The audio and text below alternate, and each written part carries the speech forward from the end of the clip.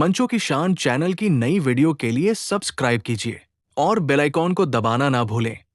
विनीत चौहान। आप सबको प्रणाम करता हूं।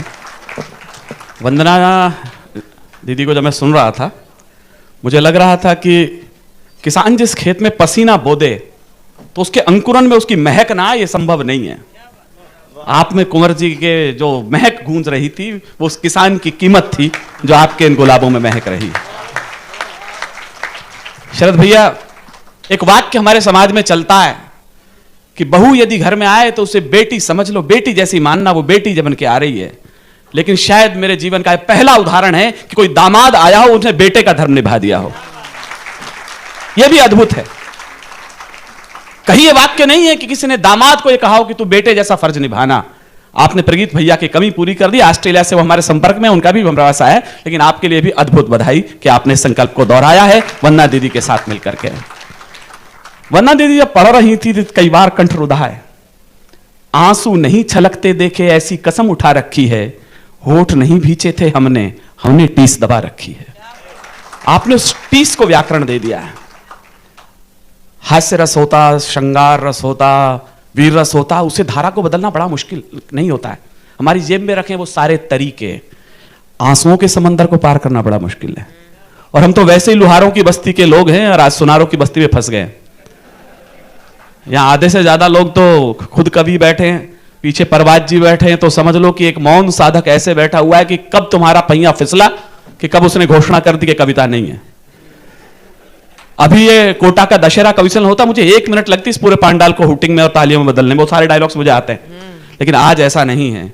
मत सोचो कि समंदर कभी रोता नहीं है। मैं अपनी बात शुरू कर रहा हूं अब जी।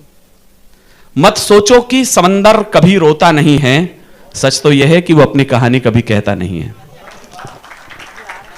आज जो भी यहां है, आइए सर। तुम गए लगा कुछ ऐसे ही जैसे ध्रुवतारा टूट गया। मैं क्या करता हूं, क्या सुनाता हूं, वो सब आप जानते हैं। पिछले 25 वर्षों से गाजियाबाद आता रहा हूं, 35 साल हो गए इस देश में सब करते हुए। लेकिन आज जिनके स्तवन में है उनकी तस्वीर को देखो, ऐसा लगता नहीं कि अभी भी कह रहे हो कि बस गीत पढ़ देता हूं अभी।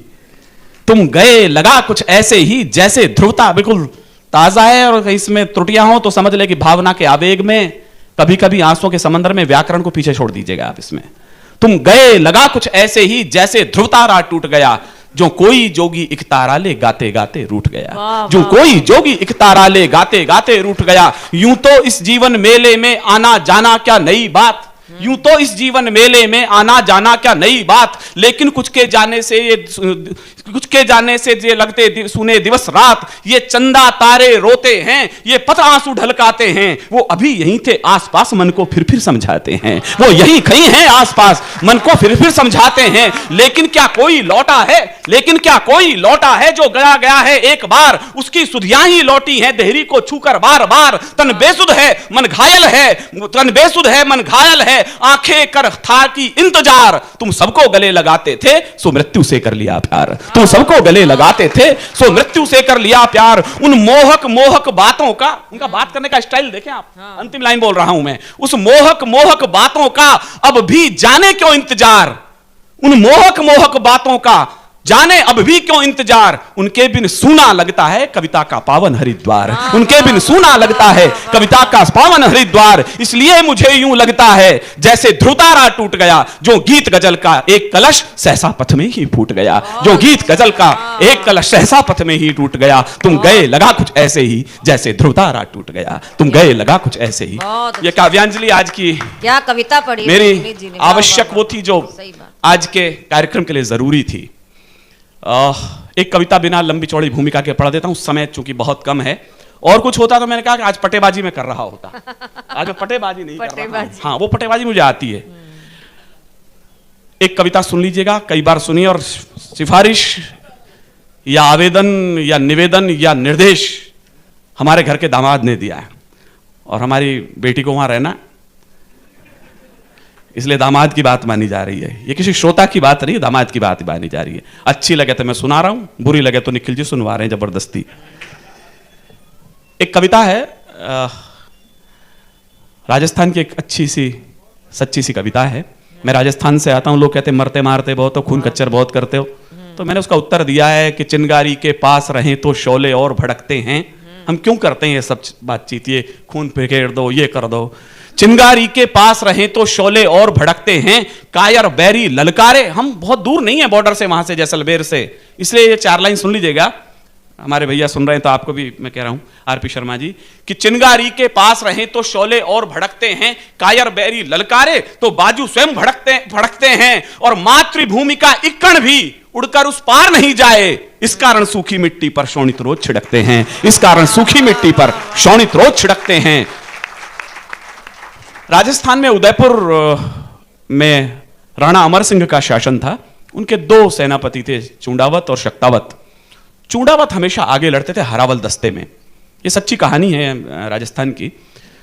तो शक्तावतों को लगा यार ये गौरव हमें मिलना चाहिए, तो वो राणा के पास गए, सर हम आगे लड़ना चाहते हैं। राणा जानते थे कि चूंडावत मानेंगे नहीं, तो उन्होंने उसके सामने एक शर्त रख दी कि सामने उंठाला का किला है, तुम दोनों चले जाओ, जो भी जाके इसमें पहले प्रवेश कर जाएगा वो हरावल दस्ते में आगे लड़ेगा।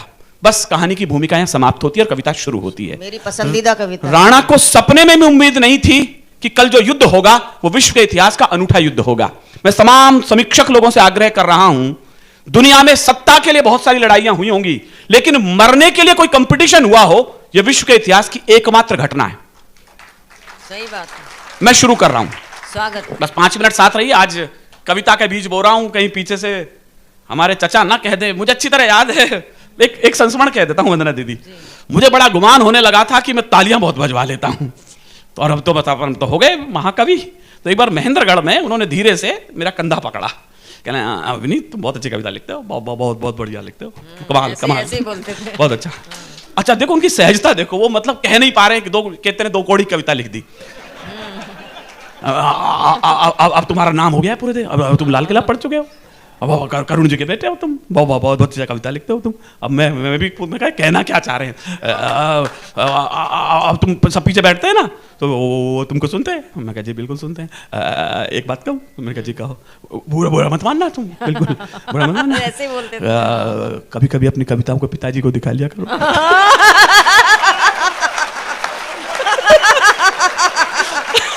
तो मैं समझ गया कि बहुत 2 कोड़ी की कविता पढ़ी है आज मैंने। कभी कभी इन कविताओं को पिताजी को दिखा लिया करो। वैसे नहीं, तुम बहुत ताली बजाते हो, लेकिन कभी कभी दिखा लिया करो। तो वो इतने सहज थे कि उनको निंदा करनी भी नहीं आती थी ढंग से। उदय प्रताप जी से किसी ने पूछा कि साहब कुंवर बेचैन जी की कमी बताओ। उदय प्रताप जी घटना प्रवीण तुम्हें पता होगा। हाँ, इनके इंटरव्यू में बता, कहले कुंवर बेचैन जी के कमी बता दो। सब में कमी है, कहले उनमें एक ही कमी है, यदि सामने वाले में कोई कमी भी हो तो भी नहीं बताते। तो वो इतने सहज थे। तो चलिए मैं शुरू करता हूं। तो बीच में आंसू इतने ज्यादा आ गए थे, मुझे थोड़ा सा उसको बदलना था। जहां शीशले निज करतल पर युद्ध किया करते हैं, अविनीत चौहान को सुन लीजिए। 5 मिनट में अपना समाप्त करता हूं काव्य पाठ, और कोशिश करूंगा कि पीछे से आशीष मिले, और यदि कहीं गलतियां हो तो प्रभात जी का दंड भी मिले, कोई दिक्कत नहीं है। क्या है राजस्थान? जहां शीशले निज करतल पर युद्ध किया करते हैं। हमारे यहां पानी नहीं है, यह आरोप है हमारी राजस्थान के ऊपर। मैंने उसका जवाब दिया है, बस वहीं से भूमिका में मुझे बता दीजिएगा कि कविता के बीच में बो रहा हूं या नहीं बो रहा हूं। जहां शीशले निज करतल पर युद्ध किया करते हैं और मान के धनी प्राण धन वार दिया करते हैं, राजस्थानी धरा शौर्य की कथा कहा करती है। पानी कम है मगर रक्त की नदी बहा करती है। पानी कम है मगर रक्त की नदी बहा करती है। शुक्रिया, आपने कविता संभाला।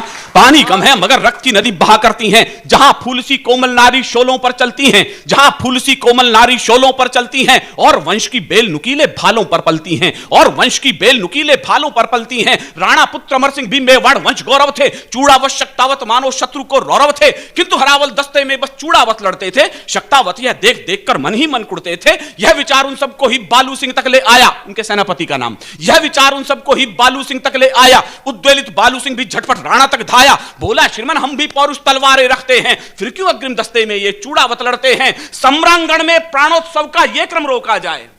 मैं शब्दावली पर ध्यान चाहता हूं आपका।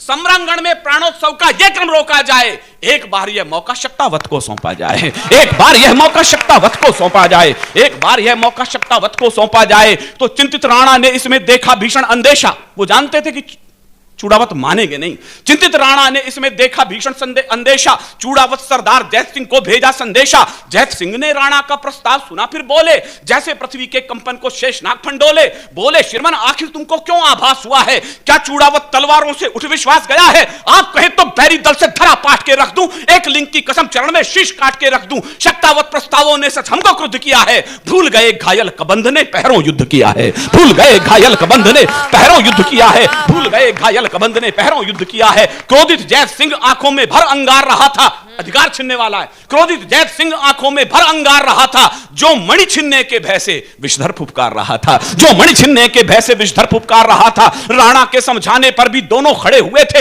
विकट हरावल दस्ते खातिर जिद पर अड़े हुए थे। आखिर राणा को ही सूझी सहसा युक्ति नवेली, जिससे वे सुलझा सकते थे उलझी हुई पहेली। उंटाला का किला मुगल सब सैनिक कब्जाए हैं, इस कारण इस धरती पर घन काले घिर आए हैं। जो भी जाकर गढ़ में पहले प्रथम प्रवेश करेगा, वही हरावल दस्ते में भी आगे सदा लड़ेगा। अब क्या था? दोनों को अग्रिम पीढ़ी का हक तय करना था।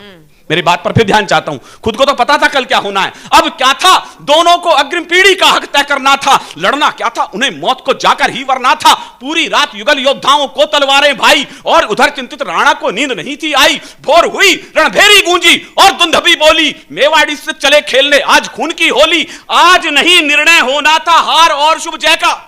मैं आशीर्वाद चाहता हूं इन दो लाइनों पर, यदि मैंने कविता कह दी हो तो। आज नहीं निर्णय होना था हार और शुभ जय का, आज सही अंतर होना था केवल विजय विजय का।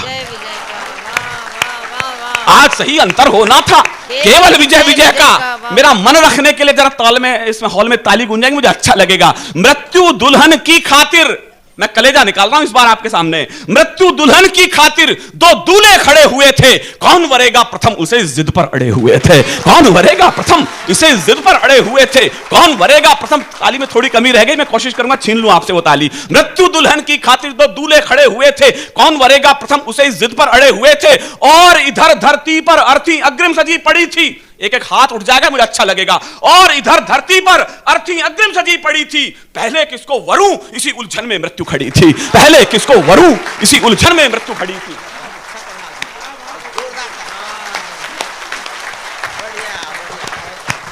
मैंने यदि हरिओम पवार जी को खड़ा करवा दिया है यहां तक, तो आज मेरी पद्मश्री मान ली जाए।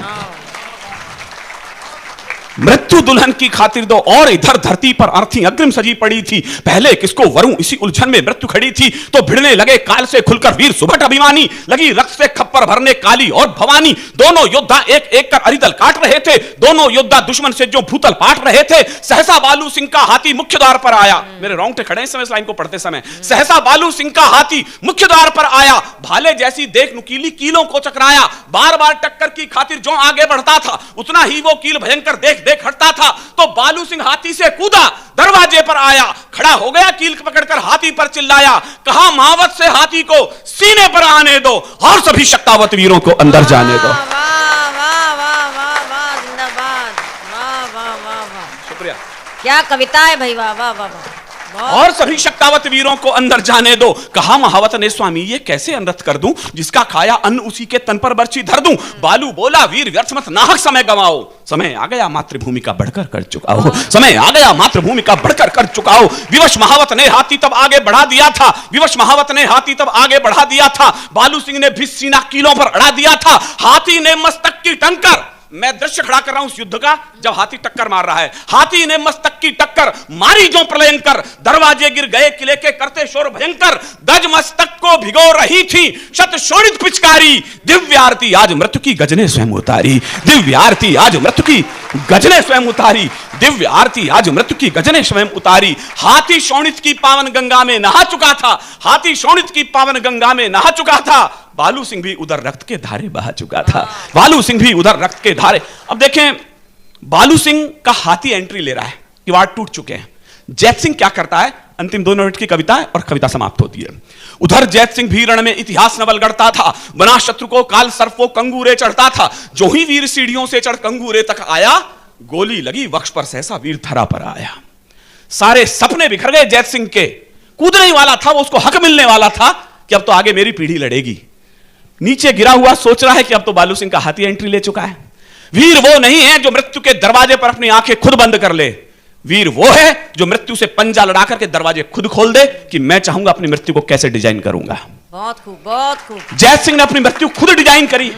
ये वाक्य भगत सिंह का है, जो वाक्य मैं इस समय रेखांकित कर रहा हूं। भगत सिंह ने कहा था, मैं ऐसे नहीं मरना चाहता, मैं अपनी मृत्यु को खुद डिजाइन करूंगा ताकि आने वाली पीढ़ियां मुझसे सबक ले सकें। जय सिंह ने अपनी मृत्यु को खुद डिजाइन किया।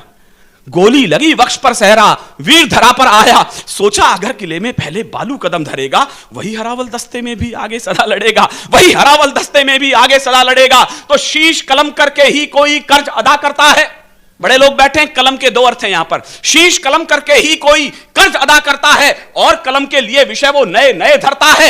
युद्धदेव को जब शोणित का पुण्य अर्घ चढ़ता है, तब जाकर ही सैनिक जय के पथ पर कुछ बढ़ता है, तब जाकर ही सैनिक जय के पथ पर कुछ बढ़ता है। तो लगी तनिक ना देर उसे भीषण निर्णय लेने में। मुझे विदा कीजिएगा, शायद ऐसी कविता जीवन में एक और लिख पाऊं तो मैं भी अपने को हरिओम पवार जी के चरणों में बैठने के काबिल समझ लूंगा। लगी तनिक ना देर उसे भीषण निर्णय लेने में। कैसे एंट्री ले रहा है जय सिंह। लगी तनिक ना देर उसे भीषण निर्णय लेने में, विजय सुनिश्चित लगी उसे निःशीश काट देने में। तो उन ठाला का किला जब ये घटना देख रहा था, एक वीर निःशीश काटकर अंदर फेंक रहा था, एक वीर निःशीश काटकर अंदर फेंक रहा था, एक वीर निःशीश काट